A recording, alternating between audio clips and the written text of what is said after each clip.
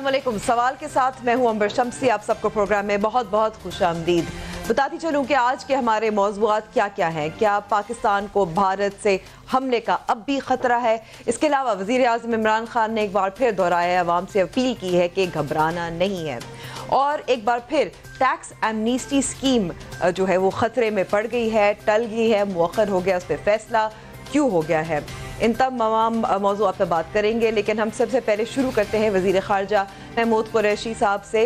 मैं अपने बाकी मेहमानों का भी तारुफ करवाती हूँ। हमारे साथ स्टूडियो में मौजूद है जी डॉक्टर फ़ारूक सलीम जो इकोनॉमिस्ट हैं। इसके अलावा हमारे साथ मियाँ असलम इकबाल साहब जो पंजाब के वज़ीर हैं, minister for industries, commerce and investment, और चौधरी मंजूर साहब पाकिस्तान पीपल्स पार्टी की नुमाइंदगी कर रहे हैं, और मियाँ जावेद लतीफ़ साहब जो पाकिस्तान मुस्लिम लीग नवाज़ के सीनियर रहनुमा हैं। आप सबका बहुत बहुत शुक्रिया वक्त देने का। सबसे पहले तो मैं शुरू करना चाहूँगी, पहले एक आपको क्लिप सुनवाते हैं जो वज़ीर आज़म इमरान खान ने आज जब नए हाउसिंग स्कीम का इफ्तिताह किया था तकरीब से, उन्होंने क्या कहा था। मैं अपनी कौम को सिर्फ एक चीज कहना चाहता हूँ, कभी घबराना नहीं है आपने, क्योंकि मेरी सारी जिंदगी ऊंच नीच पे गुजरी है। मेरे लिए तो ये जो जिंदगी का हिस्सा है ये सबसे बेहतरीन टाइम है, क्योंकि पहली दफा मैं अब देख रहा हूँ कि अल्लाह ने मुझे मौका दिया है। वही जो सरकार मदीना ने जो उसूल बनाए थे अपने निचले तबके को ऊपर उठा के, उन्हीं उसूलों के ऊपर इंशाल्लाह पाकिस्तान को हम एक अजीम कौम बनाएंगे। मियाँ जावेद लतीफ़ साहब, आपसे पहले शुरू करना चाहूँगी। वज़ीर आज़म इमरान खान ने एक बार फिर कहा घबराना नहीं है, ऊंच नीच तो होती है, 8 माह हो गए हुकूमत को, तो आप क्या समझते हैं, घबराएं या ना घबराएं? देखिए अमर, बात यह है कि खुदा करे ऐसा हो। मैं कहता हूँ कि रियासत पाकिस्तान, रियासत मदीना से जो बार बार हमारे प्राइम मिनिस्टर तशबीह देते हैं और कहते हैं, ख्वाहिश का इज़हार करते हैं। ठीक है जी, कुछ कहना चाह रही हैं? जी बिल्कुल, मैं कहना चाहती थी, मैं माजरत कर रही हूँ आपको इसलिए रोक रही हूँ क्योंकि वज़ीर ख़ारजा शाह महमूद कुरैशी साहब अब हमारे साथ लाइन पे मौजूद है। छोटी सी उनके साथ गुफ्तगू करते हैं, फिर आपकी तरफ दोबारा से आते हैं, इसी मौजू पर वापस आते हैं। बहुत बहुत शुक्रिया शाह महमूद कुरैशी साहब हमें वक्त देने का।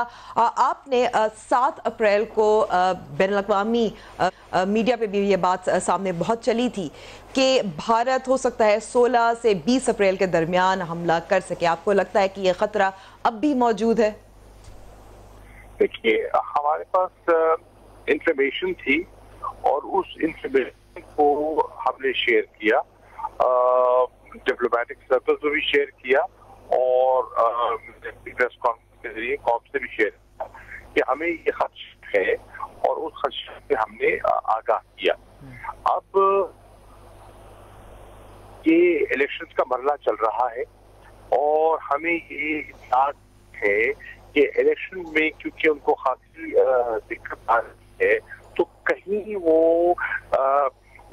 पुलवामा जैसा कोई और वाकया मकबूजा कश्मीर में रूनुमा करवा के तो अपनी मकबूलियत को मजीद बढ़ाने के लिए कोई करें। तो हमें चौकन्ना रहना है और हम विजिलेंट है, और खुदा करे ऐसा ना हो, लेकिन हम गाफिल भी नहीं रह सकते। क्योंकि आपने इंतखाबात का भी बात की, ज़ाहिर है इस वक्त वो मरहला अभी भारत में चल रहा है। वज़ीर आज़म इमरान खान ने BBC से बात करते हुए कहा था कि अगर नरेंद्र मोदी इंतखाबात जीत जाते हैं, BJP जीत जाती है, तो कश्मीर के मामले पर कुछ मुआहदा तय पाया जा सकता है पाकिस्तान और भारत के दरमियान। आपसे हैं ये मौक़िफ़ दुरुस्त है? देखिए, भारत के इंतखाबात का फैसला तो भारत के वोटर्स ने करना है। वो किसको मुनासिब समझते हैं, किसे मुंतखब करते हैं, आपके इल्म में है। उनका मरलावार प्रोसेस है, बड़ा तवील प्रोसेस होता है। हम तो जो भी मुंतखब होकर आएगा और करना चाहेगा, तो हम किसी भी भारत की मुंतखब हुकूमत से इंगेज करना चाहेंगे ताकि गुफ्तगू शनीद से हम अपने मसाइल को हल करें। लेकिन शाह महमूद कुरैशी साहब, आप क्या समझते हैं कि अगर कांग्रेस आई तो पाकिस्तान यानी कि कश्मीर के मामले पर पाकिस्तान के लिए मुआहदा तय पाना ज्यादा आसान होगा, या BJP की हुकूमत आई तो? देखिए, जहां तक कश्मीर का मसला है, इस पर चाहे कांग्रेस हो या BJP हो, दोनों की पोजीशन पे ज्यादा फर्क नहीं। तभी पाकिस्तान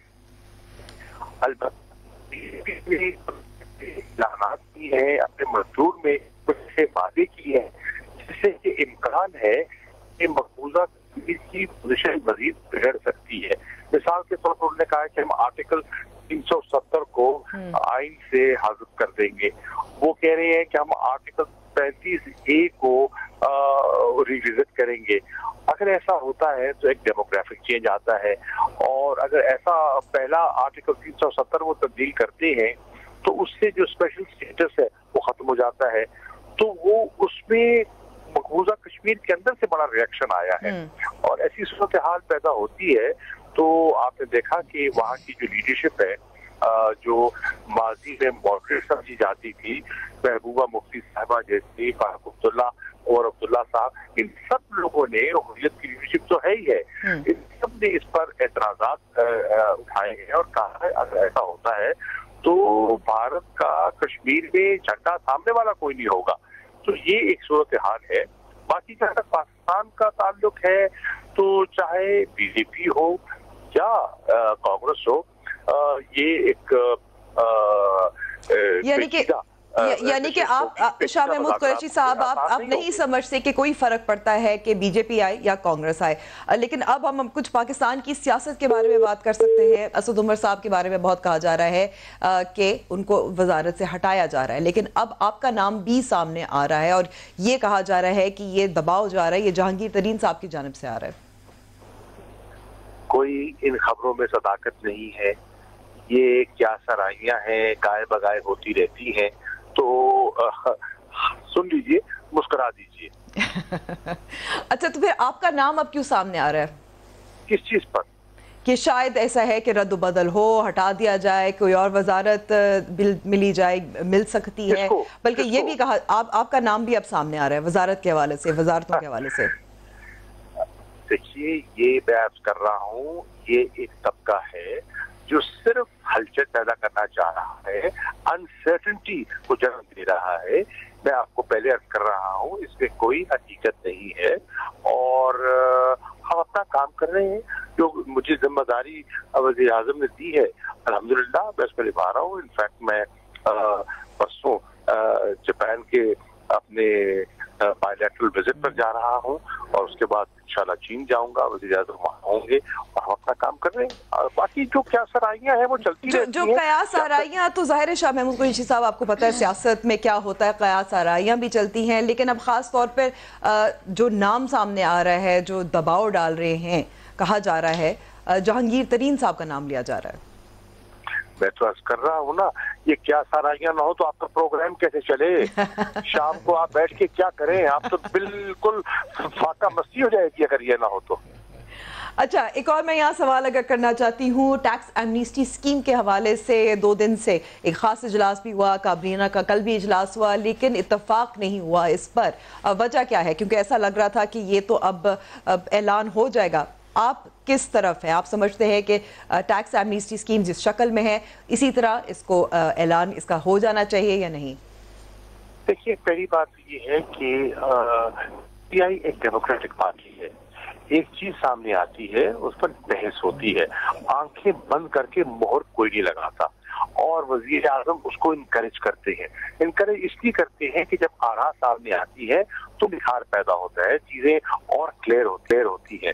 तो एक डिबेट हुई, और बड़ी अच्छी डिबेट हुई। उस डिबेट से बहुत से पहलू और आए, तो आज एक और नशिश की गई, और आज की नशिश में मजीद गुफ्तगू हुई, मजीद क्लैरिटी आई, और फैसला हुआ कि हमें इस पर मजीद हमें इनपुट दरकार है, हमें लेना चाहिए और देखना चाहिए कि जो उसके बेनिफिशरीज हैं, जो हो सकते हैं, उनका पॉइंट ऑफ व्यू क्या है। इससे शाह महमूद कुरैशी साहब, आप भी मजीद इनपुट के हक में हैं, और आप क्या तब्दीलियां देखना चाहते हैं टैक्स एमनीस्टी स्कीम के हवाले से? देखिए, हम चाहते हैं स्कीम जो आई है, माजी में भी तो आती नहीं है। देखने की बात ये है, जो ज़ेरे बहस बात रही है कि इस स्कीम में माजी की स्कीम से फर्क क्या होगा, हम हासिल क्या करना चाहते हैं, हमारा ऑब्जेक्टिव क्या है। हमारा ऑब्जेक्टिव रेवेन्यू कलेक्शन है या हमारा ऑब्जेक्टिव डॉक्यूमेंटेशन है, हमारा ऑब्जेक्टिव صرف بلیک منی کو وائٹن کرنا ہے یا ہمارا آبجیکٹو ان لوگوں کو مزید اپنے ٹیکس بیس کو براڈن کرنے کا ہے؟ دیکھیے یہ ایک بنیادی آبجیکٹوز ہیں جن آبجیکٹوز کو سامنے رکھ کے آپ نے اسکیم کو ڈیزائن کرنا ہوتا ہے. تو اس پر بڑی اچھی اور بڑی سود مند ڈسکشن ہوئی اور وہ انشاءاللہ ابھی ہم اس پہ ایک اور نشست کریں گے اور پھر فیصلہ کریں گے. لیکن ساتھ ساتھ یہ بھی بہت سارے بیانات اس سے پہلے وزیر خزانہ اسد عمر صاحب کے بھی آ چکے ہیں, وزیر اعظم عمران خان بھی آ چکے ہیں, جو گزشتہ دور حکومتوں میں ٹیکس ایمنیسٹی سکیمز آئی تھیں. تو سوال یہ پیدا ہوتا ہے کہ اب ضرورت کیوں محسوس ہوئی؟ اس کی وجہ یہ ہے کہ سرکمسٹانسز بدلتی رہتی ہے. سرکمسٹانسز جو ہیں وہ ان کے مطابق آپ کو دیکھنا ہوتا ہے. اسی چیز پر بحث ہوئی کہ کیا اس کی ضرورت ہے, اگر ہے تو کیوں ہے. اور کابینہ کے جو ممبران ہیں وہ قائل ہونا چاہتے تھے, وہ چاہتے تھے کہ ایف بی آر اور منسٹری آف فائنینس انہیں قائل کرے کہ پہلی کی اسکیموں سے مختلف کیسے ہے اور اس کے فوائد کیا ہوں گے. اور آپ کیا سمجھتے ہیں, اور آپ سمجھتے ہیں ایف بی آر اور اسد عمر صاحب قائل نہیں کر سکے؟ نہیں, میں نے یہ نہیں کہا. میں کر رہا ہوں کہ انہوں نے اپنا پوائنٹ آف ویو دیا, سب نے پوائنٹ آف ویو سنا, اس میں سے بہت سے سوالات نے جنم کیا اور ہم نے فیصلہ کیا کہ اس کو مزید اس پر ایک تبادلہ خیال ہونا چاہیے اور اس کو سامنے رکھ کر پھر ہم حتمی نتیجے پہ پہنچے. ٹھیک ہے, بہت بہت شکریہ ہمیں وقت دینے کا. شاہ محمود قریشی, وزیر خارجہ.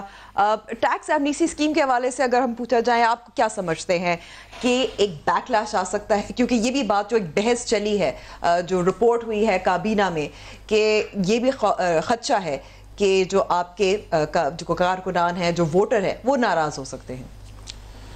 اصل ڈر یہ ہے.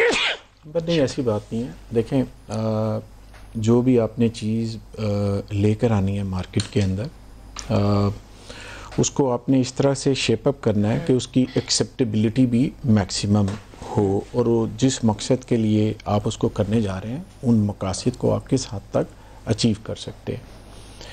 بیسیکلی ایمنسٹی اسکیم کا جو مقصد ہے, میں انڈسٹری منسٹر ہوں اپنے صوبے کا, تو اس حوالے سے کیونکہ ظاہر ہے پھر کیا ایسا لگتا ہے کہ بزنس مین جو ہے وہ بھی مطالبہ کرتے ہیں کہ ایک ٹیکس ایمنسٹی اسکیم ہونی چاہیے. دیکھیں, اس میں تھوڑی سی بات کر لوں, پھر میں جو ایک ذاتی رائے کا آنسر ہے وہ بھی اس میں رکھنا چاہوں گا. ایک تو یہ ہے کہ اس میں کوئی شک نہیں ہے کہ ہم ڈاکومنٹیشن بھی کرنا چاہ رہے ہیں.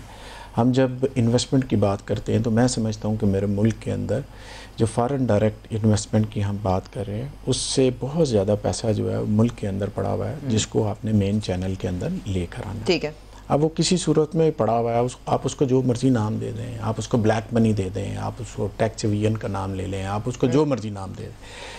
جب وہ پیسہ آئے گا آپ اس کی ڈاکومنٹیشن کریں گے. ڈاکومنٹیشن کے بعد آپ نے اس کا جو ٹیکس بیس اس کو براڈن زیادہ کرنا ہے. پھر آپ نے اکانومی کی ریوائول بھی کرنی ہے. وہ صرف یہ نہیں ہے کہ کسی نے انڈسٹری لگا لینی. اگر کسی نے ریئل اسٹیٹ سے پیسہ کمایا ہے تو وہ, میں نہیں سمجھتا کہ وہ جا کے تو انڈسٹری لگائے گا, وہ دوبارہ ریئل اسٹیٹ میں انویسٹ کرے. جو کسی نے کام ساری عمر کیا وہ اس پہ جا کے کرے گا. سو ہم یہ چاہتے ہیں کہ میکسیمم جو پیسہ ابھی تک لوگوں کے پاس پڑا ہوا ہے اور وہ باہر نہیں لے کر آ رہے, اس کو مین اکانومی کے اندر آنا چاہیے, اس کا حصہ. پاکستان تحریک انصاف کی اپنی جو بنیادی اصول ہیں اس کے خلاف ہے. بہت سارے جو کابینہ کے رکن ہیں ان کا یہی موقف ہے. دیکھیں امبر, جب کیبنٹ میں بیٹھا جاتا ہے تو کیبنٹ کے اندر ایک ڈسکشن ہوتی ہے, اور ڈسکشن ہر طرح سے ہر بندہ اپنے پوائنٹ آف ویو کو کیبنٹ کے سامنے رکھتا ہے. پھر ایک اس کے اوپر کنسنسس ڈیولپ کیا جاتا ہے, اور الٹیمیٹلی جو کیبنٹ کو چیئر کر رہا ہوتا ہے پرائم منسٹر اور چیف منسٹر, وہ اس کے اوپر پھر فیصلہ کریں گے. اور ظاہر جیسے شاہ محمود قریشی صاحب اور رپورٹ ہے کہ اگلی نشست میں مزید اس پہ بات ہوگی. میں تھوڑا سا آگے بڑھنا چاہ رہی ہوں. فاروق سلیم صاحب, کتنا فائدہ ہے؟ اس سے پہلے 4 ٹیکس ایمنسٹی اسکیمز تھیں, اس پر اب ڈیبیٹ ہو رہی ہے, بحث ہو رہی ہے کابینہ میں. فائدہ ہے؟ دیکھیے, درجن بھر ایمنسٹی اسکیمیں 1958 میں پہلی والی آئی تھی, اور درجن بھر تو مجھے انگلیوں پہ یاد ہیں. ایوب خان صاحب لے کے آئے, یحییٰ خان صاحب لے کے آئے, ذوالفقار بھٹو صاحب اپنی لے کے آئے, پھر نواز شریف صاحب پہلے والے لے کے آئے, پھر زرداری صاحب لے کے آئے, پھر 2 یا 3 ایٹ لیسٹ نواز شریف صاحب ابھی اپنے ریسنٹ والے دور میں لے کے آئے. اگر ہدف سامنے رکھیں اور حاصل کیا ہوا تو پھر تو تاریخ یہ ہے کہ تقریباً ساری ایمنسٹی اسکیم جو ہیں وہ بری طرح فیل ہوئیں. یعنی کہ ہدف رکھا جاتا ہے 100 ارب کا 200 ارب کا اور ان کو اس میں سے 10 یا 15% بھی نہیں مل پاتا. سب سے کامیاب اسکیم جو تھی وہ 2018 والی تھی. اس میں کوئی ہدف رکھا تھا انہوں نے $4 بلین کا, لیکن 123 ارب روپیہ ان کو بیرونی سورسز سے اور اندرونی سورسز سے مل کے بن گیا تھا. تو 123 ارب والی یہ ہائیسٹ ہے.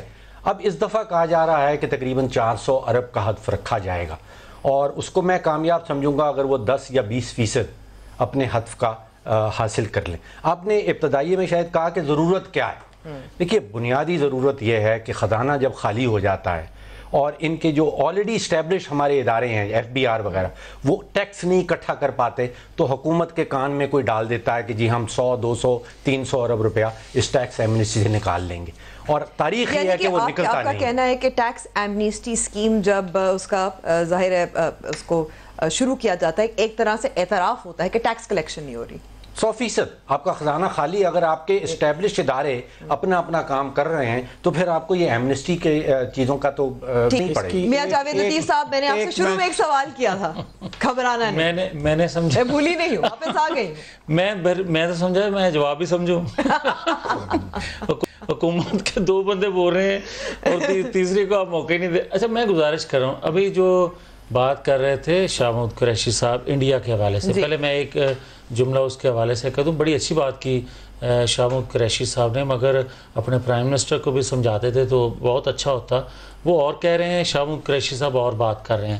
میں ان سے ایگری کرتا ہوں شاہ محمود قریشی سے یہ بات کہ کانگریس آئے یا مودی آئیں, دونوں کا نقطہ نظر پاکستان کے حوالے سے وہی ہوگا. پاکستان کے ساتھ برابری پر اس وقت کوئی بات کرے گا جب پاکستان مضبوط ہوگا, جب پاکستان کی معیشت مضبوط ہوگی. آپ یہ دیکھیں واجپئی انہی کی جماعت کے تھے, مودی کی جماعت کے. انہوں نے پاکستان آئے, مینار پاکستان پر کھڑے ہو کر کشمیر کو بھی متنازع علاقہ قرار دیا اور پاکستان بھی کیا. یہ تو وہ ہے ماضی جو پتہ نہیں ہمارے مطلب کیا پھر کہتے ہیں. لیکن میں معیشت کے حوالے سے جو آپ بات کر رہی ہیں نا, میں 2 چیزیں عرض کرنا چاہتا ہوں. پہلی بات تو یہ ہے کہ موجودہ حکومت جو ہے یہ نعرہ لگائے احتساب کا, یہ نعرہ دے کہ کرپشن نہیں چھوڑیں گے یہ وہ, مگر مجھے یہ کہنے کی ضرور اجازت دیں کہ خدا کے لیے اس نعرے کے پیچھے پاکستان کی معیشت کی تباہی مت کریں. اس کا پہیہ چلنے دیں, اس کو روکیں گے. سیول نافرمانی آپ نعرہ لگاتے تھے, مگر سیول نافرمانی سے یہ انارکی کی طرف ہم بڑھیں. 1 سیکنڈ کے لیے مجھے برداشت کر لیں. میں ایک اور عرض کرنا چاہتا ہوں. آپ یہ دیکھیں کہ 8 ماہ میں پاکستان کی معیشت کا کیا حال انہوں نے کیا. آپ یہ دیکھیں کہ بیرونی سرمایہ کار پاکستان آیا یا دوڑا. آپ یہ دیکھیں کہ پاکستان کا اپنا سرمایہ دار جو ہے وہ اپنی سرمایہ کاری لے کر باہر نکل گیا یا یہیں کھڑا ہے. آپ یہ دیکھیں کہ پاکستان کے اندر کیا حال ہوا انہوں نے کیا کہ یہ گردشی قرضوں کا کہتے تھے. آپ یہ دیکھیں کہ ہمارے دور میں 1.1 خرب کے غالباً گردشی قرضے تھے جو آج یہ 1.4 پر لے گئے. آج یہ دیکھیں اور اس وقت کا حال دیکھیں جو ہمیں برا بھلا کہتے ہیں کہ جناب ان کی دور میں زر مبادلہ کے ذخائر یہ, اس وقت ان کی مالیت جو تھی $10 ارب کی تھی. انہوں نے قرضے لینے کے باوجود جو $15 ارب کی ہونی چاہیے تھی وہ آج رہ گئی 8.1 پوائنٹ. اور یہ کون کہہ رہا ہے؟ یہ فرق سلیم صاحب کہہ رہے ہیں. ان کے اپنے ترجمان جو ہیں, یہ میرے بھائی جو ہیں, یہ ان کی میں داد و شمار دے رہا ہوں. لیکن آپ نے ایک نقطہ اٹھایا تھا جو میں چودھری منظور صاحب سے پوچھنا چاہتی ہوں. کیا آپ کو بھی لگتا ہے کہ احتساب کی وجہ سے معیشت ڈوب رہی ہے, انارکی کی طرف جا رہی ہے؟ تو بہت بڑے الفاظ ہیں. اچھا دیکھیے, میں اس سے پہلے جو خان صاحب نے کہا ہے نا کہ آپ نے گھبرانا نہیں, میں چند جملے اس پہ کہنا چاہتا ہوں. امبر, اس وقت جو حالت ہے ملک کے اندر کہ مہنگائی جو ہے وہ عام آدمی کو کھا رہی ہے, آپ نے گھبرانا نہیں ہے. ڈالر 148 پہ چلا گیا ہے یا 145 پہ چلا گیا ہے, آپ نے گھبرانا نہیں ہے. تیل کی قیمتیں 100 سے اوپر عالمی منڈی میں نیچے چلی گئی ہیں, یہاں پہ 100 سے اوپر چلی گئی ہیں, آپ نے گھبرانا نہیں ہے. گیس کی قیمتیں 143% بڑھا دی, 80% اور بڑھانے جا رہے ہیں, آپ نے گھبرانا نہیں ہے. इस मुल्क में बिजली की कीमतों में बेपनाह इजाफा कर दिया गया और करने जा रहे हैं, आपने घबराना नहीं है। इस मुल्क का रेवेन्यू में 375 अरब का कमी होगी है, जो ये कहते थे कि हम पहले साल में ही डबल कर देंगे, आपने घबराना नहीं है। इस मुल्क के अंदर पंजाब में उस्मान बुज़दार साहब जैसे एक बंदे को बिठाया हुआ है जिससे कुछ नहीं चल रहा, जो 8 महीनों में 4 IG तब्दील कर देते हैं, लेकिन आपने घबराना नहीं है। वहाँ पे KPK के अंदर एक और वज़ीर आला बिठाया है जिसको बनी गाला से ड्राइव किया जा रहा है। वहाँ पे BRT जो है बस सर्विस नहीं बन रही, 8 अरब से बनानी थी, 80 से ऊपर चली गई है, 120 का या 125 का कहा जा रहा है, आपने घबराना नहीं है। वहाँ पे बसें जो मंगवाई हैं वो उनके दरवाजे दूसरी तरफ है, स्टेशन दूसरी तरफ है, आपने घबराना नहीं है। वहाँ पे 2 बसें गुजर नहीं सकती, वहाँ पे आपने घबराना नहीं है। 15 इंक्वायरीज करप्शन की KPK के अंदर है, लेकिन आपने घबराना नहीं है। चूँकि आपको इमरान खान साहब मिल गए हैं, ये सारा सिस्टम अगर तबाह भी हो जाए, कहते थे 200 अरब डॉलर बाहर से आ जाएगा, वज़ीर आज़म ने तकरीर की डैम फंड के लिए, $1 नहीं आया, आपने घबराना नहीं है। ट्रेड डेफिसिट कहाँ से कहाँ चला जाए, घबराना नहीं है। आपने यहाँ का खसारा और जो बिजली कंपनियां हैं उनके अंदर जो इतना इजाफा हुआ है, लेकिन आपने घबराना नहीं। कौन घबराए ना जी, कौन घबराए ना। और ये जवाब मिलेगा अब ब्रेक के बाद। नहीं, मैं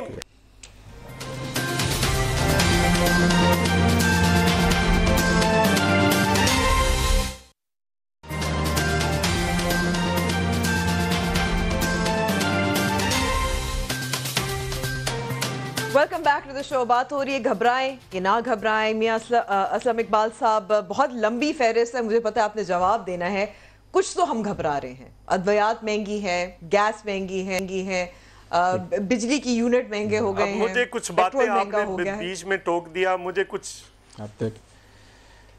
अब गुजारिश ये है अंबर, आपकी तरफ दोबारा आ रहे हैं चौधरी मंजूर साहब। चौधरी मंजूर साहब भाई हैं हमारे, लेकिन देखिए मुझे समझ नहीं आ रही को पार्टी के जो तर्जुमान हैं वो जो अपनी पार्टियों की नुमाइंदगी कर रहे हैं, उन पार्टियों के बारे में लोगों के ज़हनों में क्या है, ये आप खुद सोच लें। आप सोचें कि सिंध हुकूमत के बारे में लोगों के ज़हन में क्या, आप सोचें जब ज़रदारी का नाम लोगों के ज़हन में आता है तो लोग एकदम डर जाते हैं, किसी की शुगर मिल्क छीन लेते हैं, कहीं ओमनी ग्रुप बन जाता है, कहीं पर दूसरी चीज़ें होनी शुरू हो जाती हैं, कई लोगों को लोग कहते हैं उनसे हाथ भी ना मिलाएं, आपकी उंगलियां कट जाएंगी, उंगलियां गिलने। ये कैमरॉन ने कहा, मैं नहीं कह रहा भाई, इंटरनेशनली लोगों ने कहा, मैं उससे माजरत चाहता हूँ। सिंध में 90 अरब रुपए की डेवलपमेंट के फ़ंड की बात हुई कि लाड़काना में, और वो फ़ंड गायब हो गया। देखिए बातें ये कर रहे हैं कि जिन्होंने इस मुल्क को तबाही के उस दहाने पे खड़ा कर दिया है कि आज हमें वो भी स्टेप लेने पड़ रहे हैं जो हम समझते थे कि शायद हमने कभी ज़िंदगी में इनके करीब नहीं जाना। अब मुझे ये एक बात बताएं, नून लीग वाले बैठे हुए, मुझे अब ये फरमाएं कि किसी भी इकॉनमी को आपने मैयर करना है तो आपने ये देखना है जब उसने हुकूमत ली है, उसके बाद जो पब्लिक सेक्टर के, फर्स्ट पाकिस्तान में पब्लिक सेक्टर के जो अदारे थे, रेलवे था, ये था, वो कहाँ से कहाँ पहुँच गया, इनकी परफॉर्मेंस वहाँ पे चेक करें। 190 सुनिए, इनकी कारकर्दगी अपनी जगह है, लेकिन मियां असलम इसलिए क्योंकि सिर्फ ये ऑपोजिशन नहीं कह रही, लोग तो चले अगर परेशान हैं या परेशान, मैं आपको जवाब दे रहा हूँ ना कि ये वजह क्यों पैदा हुई, कह रहे हैं वो भी आपको मैं सुनाना चाहती हूँ।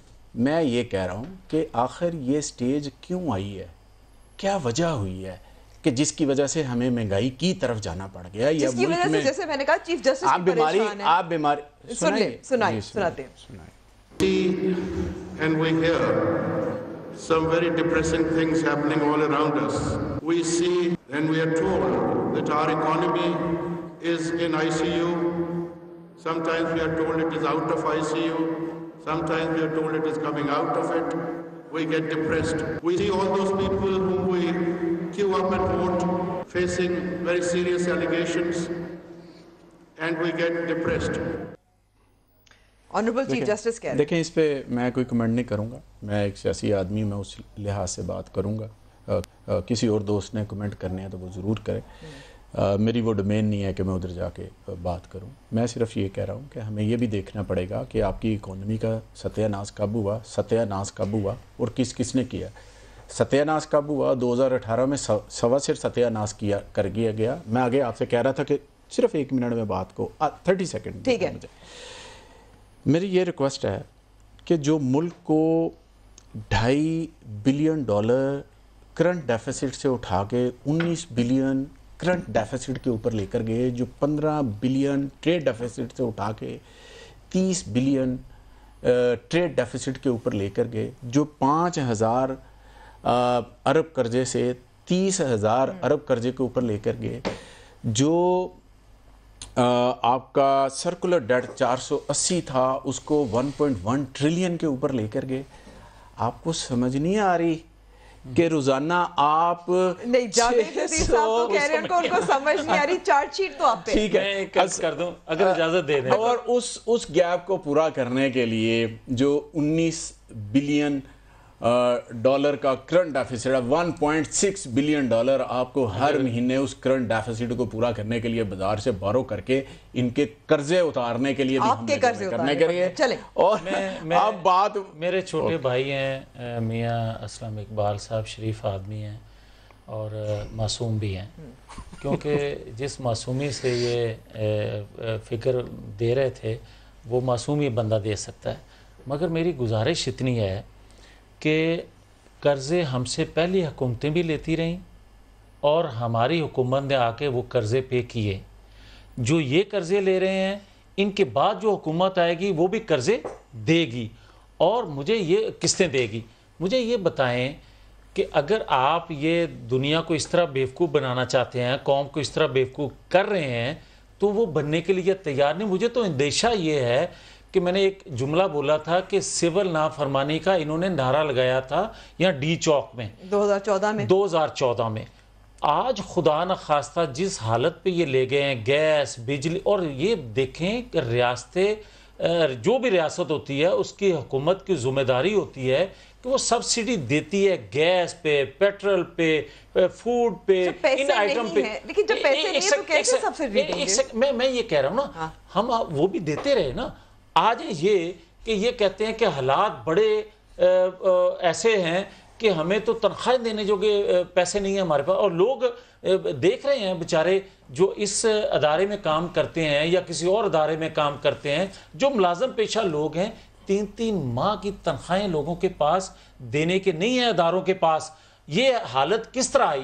آپ یہ دیکھیں کہ آج سے 8 ماہ پہلے کیا صورتحال تھی, اور یہ فرق سلیم صاحب زیادہ بہتر مجھ سے بتا سکیں گے. مگر ایک سیکنڈ, مگر میں جو کہنا چاہتا ہوں, میں یہ عرض کرنا چاہتا ہوں امبر کہ دیکھیں جب رشیا ٹوٹا تو رشیا میں یہ حالات تھے کہ 2 وقت کی روٹی کو معیشت ان کی بیڑا غرق ہو گیا, لیکن اتنا بیڑا غرق نہیں ان کا بھی ہوا تھا جو پاکستان میں انہوں نے 8 ماہ میں اناڑی. دیکھیں آپ ایک ہاسپٹل کو چلانا, میں اس لیے چودھری منظور صاحب کو بھی گفتگو میں شامل کرنے تو جو دور بیٹھا ہوتا ہے نا ان کے لیے مشکل ہوتا ہے. ایک جملہ کے لینے دے, مجھے اجازت دے دیں. میں یہ کہتا ہوں کہ ہاسپٹل کو چلانا, ایک ٹیم کو چلانا, کرکٹ ٹیم کو, اس پہ آپ ایک ریاست کو چلانا, 22 کروڑ عوام کو, آپ کو 2 وقت کی روٹی کو آپ کہتے ہیں گھبرانا نا, اس لیے کہ آپ تو کھا رہے ہو نا, آپ تو 55 روپے کلومیٹر کا ہیلی کاپٹر پہ سفر کر رہے ہو, آپ کو کوئی گھبرانے کی ضرورت نہیں ہے. گھبراہ ہو رہے ہیں, میں یہ کہتا ہوں کہ خدا نخواستہ یہ 2-3 ماہ اور چل گئے, یہ تو بوریا بستر لے گا بھاگ جائے گا, اور یہ بھاگ رہا ہے. اس سال کے آخر تک یہ بندہ پاکستان کے اندر سے بھاگ جائے گا. یہ آپ دیکھ لیں, لوگوں کو کہہ رہے ہیں نا کہ گھبرائیں نہ. اسد عمر کو بدل لیں, عثمان بزدار کو بدل لیں, شاہ محمود کریں, او بھائی جس کو مرضی بدل لیں. جب تک عمران خان ہی بدلے گا اس وقت ٹیم سے جس مرضی ممبر کو بدلتے جائیں, یہ کپتان کے بدلے بغیر یہ سلسلہ چلنے والا نہیں ہے. پاکستان کی تباہی مزید ہو جائے گی. چودھری منظور صاحب, آپ یہ کیا سمجھتے ہیں؟ آپ اتفاق کرتے ہیں کہ سال کے آخر میں وزیر اعظم عمران خان نہیں رہیں گے؟ نہیں, دیکھیں یہ ایک سپیکولیشن ہے, ان کا اپنا ایک نقطہ نظر ہے, مطلب ہے, لیکن جس طرح سے چیزیں آگے لے کر جا رہے ہیں وہ تو بالکل ایک تباہی کی طرف ہیں. میرے کچھ فکرے رہ گئے تھے, اگر آپ اجازت دیں تو میں وہ پورے کر لوں. اس ملک میں جو سٹاک مارکیٹ ہے وہ 52,000 سے نیچے گر گئی, اور پھر آج جب یہ وزیر اعظم کہہ رہے تھے کہ آپ نے گھبرانا نہیں, تو 600-650 پوائنٹ اور سٹاک مارکیٹ نیچے گر گئی. ادویات کی قیمتوں میں کہا 15% ہے لیکن وہ 300 سے 400% اضافہ ہو گیا, اور وہ بھی روزمرہ کی شوگر اور بلڈ پریشر کی ادویات میں جو ہر دوسرا. لیکن آپ نے گھبرانا نہیں ہے. اس ملک کے اندر جو تباہی ہو رہی ہے اس کو دیکھتے ہوئے میاں صاحب بیٹھے ہیں. کل میں نوٹیفیکیشن پڑھ رہا تھا ڈپٹی کمشنر لاہور کا کہ روٹی, خمیری روٹی اور نان 12 روپے کا ہو گیا 10 سے, لیکن غریب آدمی کو میں حوصلہ دیتا ہوں, آپ نے گھبرانا نہیں ہے. ریلوے کے کرایوں میں 30 سے 60% اضافہ ہو گیا ہے جو عام آدمی کی سواری ہے, لیکن آپ نے گھبرانا نہیں ہے. مجھے یہ بتائیں کہ گھبراہٹ کب شروع کرے, ایک عام آدمی جو ہے وہ کب سے گھبراہٹ شروع کرے, چونکہ یہاں پہ تو اس کا جینا مشکل ہو گیا ہے. اب سوال یہ ہے کہ یہ جو بات کی ہے میاں صاحب نے, اب سوال یہ ہے کہ کیا عمران خان صاحب جس طرح سے کہتے ہیں کبھی اس پہ ڈالتے ہیں کبھی اس پہ ڈالتے ہیں, بھئی یہ اجتماعی ذمہ داری ہے. آپ جتنے فرنٹس پہ ناکام ہو رہے ہیں وہ آپ کی سب سے پہلے ذمہ داری ہے. اس کار چ سب تو سیانے اسد عمر صاحب سن تو باقیاں دا تسی اندازہ لا لو. ایک بات میں کمنٹ کرنا چاہوں گا ایک لائن میں, کیونکہ میں چاہتی ہوں فاروق سلیم صاحب سے, آپ سب سے سن لیا ہے, اب ان سے سنتے ہیں, آپ ایک لائن میں بولتے ہیں. ایک میں میری ریکویسٹ یہ ہے, جنہوں نے اس ملک سے بھاگنا تھا نا وہ بھاگیں. اسحاق ڈار صاحب ہو گئے, حسین صاحب ہو گئے, حسن صاحب ہو گئے, سلمان شہباز صاحب ہو گئے, علی عمران صاحب ہو گئے. کن کیسوں میں بھاگے ہیں وہ بھی قوم کو بتائیں کہ ان کیسوں میں بھاگے ہیں اور اتنے پیسے لے کر بھاگے ہیں. ٹھیک ہو گیا. دوسری میری ریکویسٹ ہے, پنجاب میں روٹی 10 روپے کی 12 کی ہوگی, مجھے سندھ میں بھی بتا دیں کیا ریٹ ہے. اور مجھے سندھ دیکھیں, پرائز کنٹرول تو پروونشل گورنمنٹ کے پاس ہوتا ہے نا, میں انڈسٹری منسٹر ہوں, میرے پاس ہے. مجھے ادھر کا بھی ذرا تھوڑا سا کمپیریزن کر کے چوئی صاحب بتا دیں, تھوڑا سا مجھے بھی ذرا پتہ چل جائے گا کہ سندھ میں روٹی کتنے کی ہے, دودھ کا ادھر کیا لیٹر ہے, ادھر دہی کا کیا ریٹ ہے, ادھر چینی کی کیا قیمت ہے, کیا مسئلہ ہے, وہ مجھے ضرور بتائیے گا. میں آپ کے ساتھ کمپیئر کر لوں گا تاکہ مجھے تھوڑا سا حوصلہ ہو جائے کہ جناب جو سندھ میں قیمتیں ہیں نا پنجاب میں بھی وہی نا. کل نوٹیفیکیشن ہوا ہے کہ نہیں ہوا سر؟ میں عرض کرتا ہوں, یہ تو بتا دیں, آپ ایک ذمہ دار منسٹر ہیں, مجھے پتا ہے آپ میں انکار ہی نہیں کر رہا. میں چاہتی ہوں فاروق سلیم صاحب سے میں انکار نہیں کر رہا, لیکن میں کہہ رہا ہوں سندھ والا نوٹیفیکیشن بھی لے آئیں. وہ اگر 16 روپے کا ہے نا تو میں نے 12 روپے کا کیا تو 4 روپے پھر میں وہ ضرور دیکھیے. اسد عمر صاحب IMF کے پاس گئے, واشنگٹن گئے, واپس آئے ہیں, یہ بتایا گیا ہے کہ 1.5 سال لگے گا, ہم کب گھبرائیں؟ دیکھیے, پہلی بات تو یہ ہے کہ ذاتی طور پہ میں سمجھتا ہوں کہ پچھلے 35 سال میں پہلی دفعہ ایک وزیر اعظم آیا ہے جس کا ذاتی ایجنڈا اور قومی ایجنڈا ایک ہی ہے. ٹھیک ہے, ان کے ذاتی ایجنڈا اور قومی ایجنڈا دو نظریات آپ دیکھ لیجئے, غربت کے خلاف جنگ اور کرپشن کے خلاف جنگ. یہ پہلے کسی وزیر اعظم کا نعرہ نہیں تھا, یہی ہمارا قومی نعرہ ہے اور وزیر اعظم صاحب کا بھی یہی نعرہ ہے. اب جو ہو رہا ہے پچھلے 8-9 مہینوں سے, ایک تو سرکاری طور پہ حکم ہے کہ ہم گھبرا نہیں سکتے, گھبرانا نہیں ہے, لیکن سرکاری طور پہ چیخنے کی اجازت دی جا چکی ہے. اسد عمر صاحب نے کہا کہ ہم تو چیخنے کی اجازت ہے, گھبرانے کی اجازت نہیں ہے. اور پچھلے 3 ہفتے سے میں سیریسلی مجھے ایسے محسوس ہو رہا ہے کہ جیسے ہم کسی پریوں کے دیس میں رہتے ہیں. کیوں؟ آپ ذرا نوٹ کیجئے کہ مارچ کی 20 تاریخ کو جو ہماری کلائمیٹ چینج کی وزیر ہیں وہ کہتی ہیں کہ جو بارشیں ہو رہی ہیں پاکستان میں, اس کا کریڈٹ وزیر اعظم عمران خان صاحب کو مذاق میں کہہ دیا ہوگا. مذاق میں کہہ دیا ہوگا.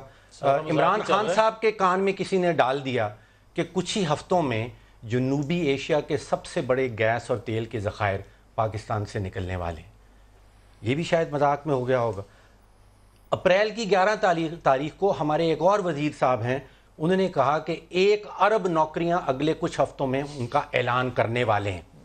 اب میں سوچ میں تھا کہ اگر 22 کروڑ لوگ رہتے ہیں تو ہر آدمی کو 5-5 نوکریاں کرنی پڑیں گی. یا پھر میں سوچ رہا تھا کہ شاید 1 ارب درخت جو لگا دی ہیں, ہر درخت پہ ایک مالی چاہیے ہوگا تو 1 ارب نوکریاں وہاں پہ نکل آئیں گی. اب وہ اسد عمر صاحب کی بات اب دیکھ لیجئے, انہوں نے کل ہماری ساری اخبارات میں سرخیاں چھپیں کہ ڈن ڈیل میں 2 فریقین ہوتے ہیں, ایک نہیں ہوتا. ہماری طرف سے ڈن ڈیل ہو گئی. اسی دن کا جو پریس ریلیز ہے جو IMF کے ریزیڈنٹ ریپریزنٹیو اسلام آباد نے جاری کیا ہے, وہ یہ کہہ رہی ہیں, وہ خاتون ہیں یہاں پہ ہماری جو ریزیڈنٹ ریپریزنٹیو ہیں, وہ یہ کہہ رہی ہیں کہ ہماری بڑی کنسٹرکٹیو ڈسکشنز ہوئیں. یہ میرا لفظ نہیں ہے, یہ دونوں الفاظ ان کے پریس ریلیز میں لکھے ہیں. اور انہوں نے کہا کہ کیونکہ حکومت پاکستان نے ہمیں درخواست دی ہے, ہمارا ایک ٹیکنیکل سٹاف مشن اپریل کی اینڈ تک پاکستان آئے گا. یعنی کہ اپریل کی اینڈ تک ابھی ٹیکنیکل مشن آئے گا, اور وہ فیصلہ ساز مشن نہیں ہوتا. آئی ایم ایف کے اندر جو فیصلہ سازی کیا جاتا ہے کرتا ہے وہ ایگزیکٹو بورڈ ہے. تو ابھی سٹاف مشن آئے گا, اس کے ساتھ کنسٹرکٹیو ڈسکشنز ہو رہی ہیں, اس کے بعد وہ معاملہ ایگزیکٹو بورڈ کے پاس جائے گا. تو ایک فریق کہہ رہا ہے, آپ کا کہنا ہے کہ ڈن ڈیل نہیں نظر آ رہی ابھی. آئی ایم ایف کہہ رہا ہے کہ یہ نہیں ہے, ہم کہہ رہے ہیں کہ یہ ہے. تو ڈن ڈیل, یعنی کہ اسی لیے ہم موضوع کا انتظار کر رہے ہیں. دونوں فریقین یہ نہ کہیں تو اس وقت تک وہ جو ڈیل ہے. اچھا, اب آپ اتنی پیچیدہ باتوں میں نہ جائیں کہ کرنٹ اکاؤنٹ ڈیفیسٹ نیچے ہو گیا یا وہ, ٹھیک. عام پاکستانی, اس کو کوئی ضرورت نہیں ہے معیشت پڑھانے کی, ہم یہاں بیٹھ کے اس کو سکھائیں. دو چیزیں وہ دیکھتا ہے عام پاکستانی, اور آپ یہاں اسٹوڈیو کے اندر کسی سے پوچھ لیجئے, وہ دیکھتا ہے کہ بے روزگاری کا اس وقت کیا حال ہے. میری نوکری پکی ہے, میرے محلے میں میرے گھر کے اندر کوئی بے روزگار تو نہیں ہونے والا, نوکری کیسے جا رہی ہے. تو حالات ایسے ہیں کہ جس طرح ہمارا گروتھ ریٹ گرا ہے, پچھلے کوئی 9 مہینوں میں 11 لاکھ اضافی لوگ پاکستان میں بے روزگار ہوئے ہیں. Economics is a matter of math. اب آپ جب دیکھتے ہیں کہ آپ کا 5.8 سے 3 پوائنٹ کچھ پہ آ رہا ہے, تو 11 لاکھ لوگ یہاں پہ بے روزگار ہوئے ہیں. مہنگائی دوسرا اشاریہ. صرف مہنگائی اور بے روزگاری دیکھتا ہے عام آدمی, تیسرا کوئی چیز نہیں دیکھتا کہ آپ کا بجٹ, آپ کا گردشی کردہ کہاں ہے یا نہیں, خسارہ کتنا ہے, مہنگائی 3 یہ آفیشیل حکومتی اعداد و شمار جو آپ کو دے رہا ہوں, وہ کوئی 3 کچھ فیصد تھی مارچ 2018 میں, اور اب وہ 9.4 پہ گئی, یعنی کہ 3 گنا ریٹ اس کا بڑھا ہے. اب اس سے ہوتا کیا ہے, یہ بھی عام آدمی کا شعبہ نہیں ہے کہ 3 سے کہاں گئی ہے. ہوتا یہ ہے کہ جب مہنگائی کا ریٹ بڑھتا ہے تو جو شرائح غربت سے نیچے پاکستانی رہ رہے ہیں ان کی تعداد بڑھ جاتی ہے. اور یہ تعداد اگر آپ میتھ کے حساب لگائیں, تقریباً 41 لاکھ, 5 کروڑ پاکستانی آج سے 1 سال پہلے شرائح غربت سے نیچے رہ رہے تھے, اور پچھلے 9 مہینوں میں 8 مہینوں میں ان میں 41 لاکھ کا اضافہ ہوا ہے. یعنی کہ اب 5 کروڑ اور 41 لاکھ پاکستانی شرائح غربت سے نیچے رہ رہے ہیں. تو سوال صرف 2 اٹھانے ہیں کہ پچھلے 8-9 مہینوں میں ان 2 اشاریوں کے اوپر کوئی اچھی خبر آئی. میں ڈھونڈتا رہا ہوں کہ پچھلے 8-9 مہینوں میں کوئی اچھی خبر نظر آ جائے جس کے اوپر میں لکھ پاؤں. فاروق سلیم صاحب, آپ نے بھی جیسے ہم سن رہے تھے, جیسے آنریبل چیف جسٹس کو سن رہے تھے, ڈپریس کر دیا ہے, میں گھبرا رہی ہوں. ہم نے لوگوں سے بھی سوال پوچھا تھا کہ وزیر اعظم عمران خان نے پھر سے کہا آج کہ گھبرانا نہیں ہے. تو آپ گھبرائے ہیں یا نہیں گھبرائے, ہمارا ٹویٹر ہینڈل پہ پول موجود, ووٹ کیجئے گا. نتائج پروگرام کے آخر میں بتائیں گے. اس وقت لیں گے ہم چھوٹی سی بریک.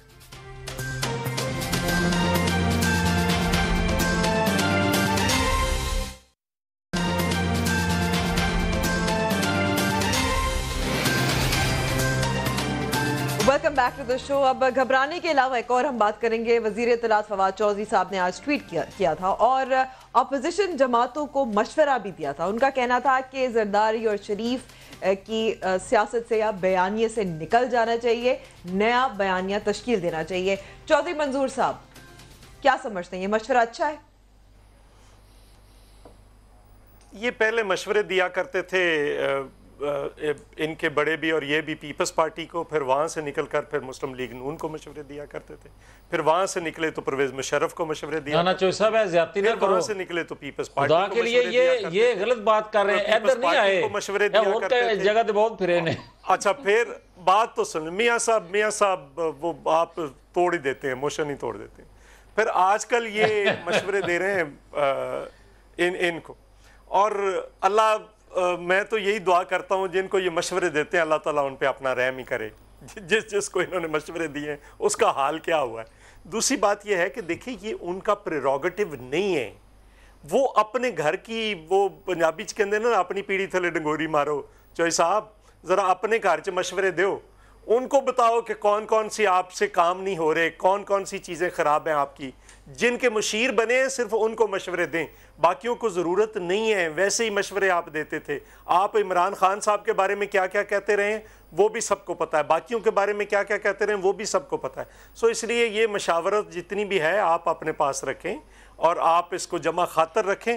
کوئی پرابلم نہیں آپ کا کہ پیپلز پارٹی کیا کرتی ہے, نون لیگ کیا کرتی ہے, فلاں کیا کرتی ہے. آپ صرف یہ بتائیں. ٹھیک ہے, پیپلز پارٹی تو مشورہ نہیں مانتی, میاں صاحب آپ مشورہ مانتے ہیں, کیونکہ دیکھیں ہم نے ابھی جیسے بریک سے پہلے بات کی مہنگائی وغیرہ, آپ کے پاس اور ایشوز بھی ہیں جو عوام کے دل کے قریب ہیں. جی میں ایک عرض کر لوں, سوال آپ کا جواب تو انہوں نے دیا, وہی میں یقیناً دوں گا, لیکن میں اس جتنا ٹائم میرے پاس ہے میں اس سے فائدہ اٹھاتے ایک بات کرنا چاہتا ہوں. گزارش اتنی ہے کہ آپ جو اصل ایشوز ہیں, جس طرح فرق سلیم صاحب نے اعداد و شمار کے سے بات کی, مہنگائی کی, جو معیشت کی, باقی داخلہ خارجہ پالیسی کے جو بھی چیلنجز ہیں سب کے سامنے ہیں. میں صرف اتنا کہوں گا کہ خدا کے لیے 18ویں ترمیم صدارتی آپ نظام کی طرف آپ کہہ رہے ہیں, اسلامی صدارتی نظام کی طرف جو بات آپ کر رہے ہیں, 4 دن پہلے آپ کہتے تھے کہ کوئی صدارتی نظام نہیں, آج آپ بول رہے ہیں 18ویں ترمیم کے متعلق آپ نہیں کہہ رہے تھے, آج آپ کہہ رہے ہیں اسلامی جمہوریہ پارلیمانی جمہوری نظام. نواز شریف کا نام نہیں ہے, پیپلز پارٹی کا نام نہیں ہے, یہ عوام سے اور باقی دیگر اداروں سے جڑی ایک چیز کا نام ہے. اگر یہ چیزیں جڑی رہیں گی تو وفاق مضبوط رہے گا, اگر ان سے چھیڑ چھاڑ کرو گے تو ریاست کو نقصان پہنچے گا. اور خدا کے لیے آپ پیپلز پارٹی کو توڑتے توڑتے آپ نے ایم کیو ایم بنائی, دیگر جماعتیں بنائیں, مسلم لیگ کو توڑتے توڑتے آپ نے کاف لیگ بنائی, اس کے بعد آج کی پی ٹی آئی کاف لیگ بنائی.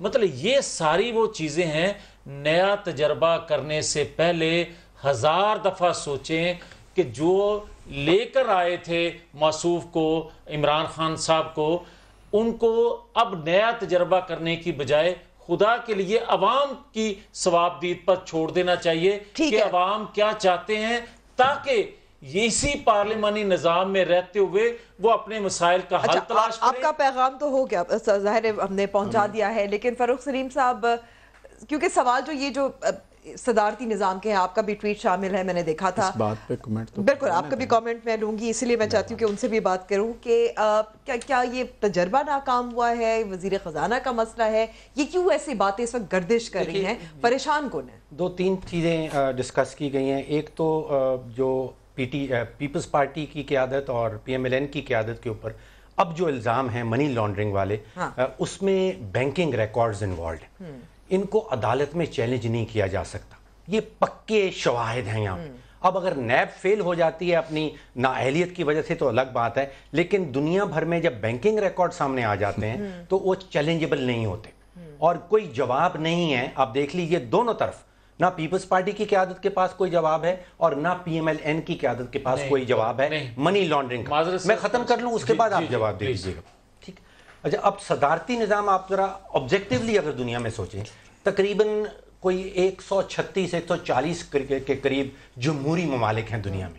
ان میں سے 100 ممالک ایسے ہیں جہاں پہ پریزیڈنشل سسٹم چل رہا ہے اور 36 ممالک ایسے ہیں جہاں پہ پارلیمانی نظام چل رہا ہے. اب فرانس کا اگر تاریخ دیکھیں, وہاں پہ اس وقت 5th ریپبلک چل رہا ہے. پہلے ایک آئین بنا, وہ آئین ڈیلیور نہیں کر پایا, انہوں نے 2nd ریپبلک بنائی, 100 سال بھی تو لگے نا. اب وہ they are into their 5th republic, جو 5th ریپبلک کا, یعنی کہ 4 آئین ان کے فیل ہو چکے ہیں. اگر ہمارا آئین 22 کروڑ پاکستانیوں کے لیے کام نہیں کر رہا تو اس کے اوپر اگر ہم سنجیدگی سے کوئی بھارت میں بھی یہی نظام ہے, برطانیہ میں بھی یہی نظام ہے. میں معذرت سے فرق سلیم صاحب ایک عرض کرنا چاہ رہا ہوں, جو ایک عرض بہت دیر سے کرنا چاہ رہے ہیں, آپ کی طرف بھی آؤں گی. میں عرض یہ کرنا چاہ رہا ہوں, آج کل ماشاءاللہ دونوں جماعتوں کا, نون لیگ کا اور پیپلز پارٹی کا ایک موقف ہو گیا ہے. وہ کیا کہتے ہیں, 2 جسم ایک جان ہوئے ہیں آج کل. یہ اس کی وجہ یہ ہے کہ جب الیکشن سے پہلے ہوتا ہے تو چھوٹے میاں صاحب لاہور کی سڑکوں پر کیا کیا باتیں کرتے ہیں, اور میں چودھری منظور صاحب سے کہوں گا کبھی کبھی وہ سن لیا کریں, صرف ایسے ہی بعد میں بھی سن لیا کریں. وہ بھی تھوڑی سی تاریخ دہرا لیں کہ جب محترمہ کوٹ میں جایا کرتی تھی, بلاول ان کی گود میں ہوتا تھا, وہ ساری چیزیں دیکھ لیا کریں. خیر, میں بات یہ کرنا چاہ رہا تھا, آج احتساب کی بات ہو رہی ہے, سارے اکٹھے ہو گئے, یہ سارے اکٹھے ہو جائیں گے, وہ ہو گئے. میں ایک منٹ مجھے اجازت دیجیے. احتساب کی بات انہیں انہیں پتہ ہے کہ انہیں نظر آ رہا ہوتا ہے کہ جناب ہم جا رہے ہیں, کچھ بھاگ گئے ہیں, کچھ اندر چلے گئے ہیں, ان کی کرپشن کے عدالت نے آج مجھے چیف جسٹس صاحب کی बात सुनने का कह रहे थे।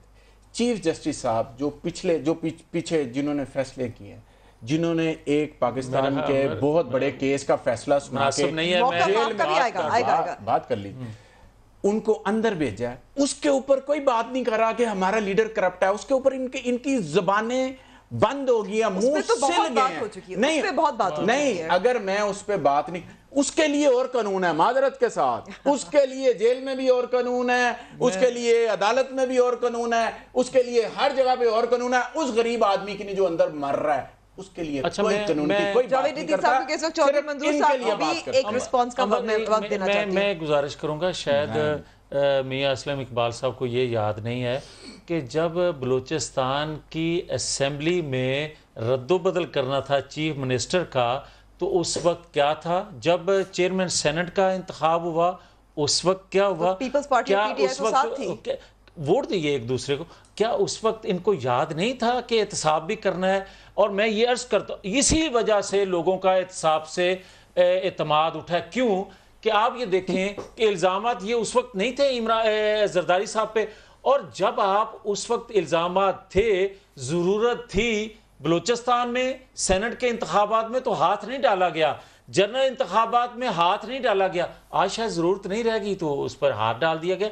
यही है हमारा आप अगर जिस पर इल्जाम जब होता है, मैं नहीं कहता कि जरदारी साहब पे सही इल्जाम गलत है, मैं तो इतना जानता हूं कि जब किसी पे इल्जाम हो तो फिर उसको उस वक्त गिरफ्तार किया जाना चाहिए, फिर क्यों ढील दी जाती है? एक आखिरी बात इस हवाले से मैं कहना चाहता हूं, एक जुमले में मैं कहूंगा, मैं ये कहता हूं अंबर, आज भी खुदा के लिए जो ये बात कर रहे हैं ना कि सदारती निज़ाम 100 ममालिक में, ये 62 में बात की जनरल अयूब खान ने, तो उस वक्त मोहतरमा फातिमा जिन्ना ने जो हकीकी बहन है कायदे आज़म मोहम्मद अली जिन्ना की, और जिन्होंने खुद भी हिस्सा लिया पार्लिमानी, उन्होंने ये कहा था कि मैं पाकिस्तान में जब निकलती हूं तो मुझे तो किसी जगह से अवाम से ये आवाज सदारती निजाम की नहीं आती, पार्लिमानी निजाम की, और आज भी पाकिस्तान पुलिस से आवाज नहीं है। जी चौधरी मंजूर साहब, सिर्फ एक फिक्रा कहना है मुझे। मियां साहब 1 मिनट दीजिएगा, बहुत लंबा कर दिया आपने, सिर्फ एक फिक्रा कहना है। मियां असलम इकबाल साहब, पाकिस्तान पीपल्स पार्टी कहीं नहीं भागने वाली, हम ना कभी तारीख में पहले भागे हैं ना अब भागेंगे। रही बात फारूक सलीम साहब, पीपल्स पार्टी के ऊपर आप कोई एक बैंक ट्रांजैक्शन का नाम बता दें कि ये बैंक ट्रांजैक्शन पीपल्स पार्टी की है। वो ओमनी ग्रुप है, उन्होंने अगर अलीमा खान साहिबा की तरह वो एमनेस्टी में कोई फायदा उठाया है या क्या किया है, वो अपना जवाब खुद देंगे, वो अदालतों में खुद देंगे, हम अपना जवाब खुद देंगे। अब अंबर एक सिर्फ जो फरूक ने बात की है, मैं बिल्कुल कर रहे, वो अदालत में साबित होगा। अब गुजारिश ये है कि एक अपने ज़मीर की बात भी होती है ना, कि अपने ज़मीर के मुताबिक अगर कोई चोर है तो उसको चोर कह देना चाहिए, कोई फर्क नहीं पड़ता। बाकी रही बात किसी को डिफेंड करने की, वो आपका हक है, वो हक है और वो करते रहेंगे। चौधरी मंजूर साहब आपका भी बहुत शुक्रिया, फारूक सलीम साहब, मियां जावेद लतीफ साहब और मियां असलम इकबाल साहब आपका भी बहुत बहुत शुक्रिया। पोल का बताया था, हमने सवाल पूछा था कि क्या आवाम को घबराना चाहिए या नहीं घबराना चाहिए, तो इसका नताइज बता देती हूँ। 44% ने कहा कि हाँ घबराने की कोई ज़रूरत नहीं है, 52% ने कहा घबराने की ज़रूरत है, और 4% ने कहा मालूम नहीं। प्रोग्राम का यहाँ वक्त ख़त्म होता है, हमें ज़रूर फीडबैक दीजिएगा हमारे फेसबुक पेज और ट्विटर हैंडल पर। कल होगी मुलाकात, खुदा हाफिज़।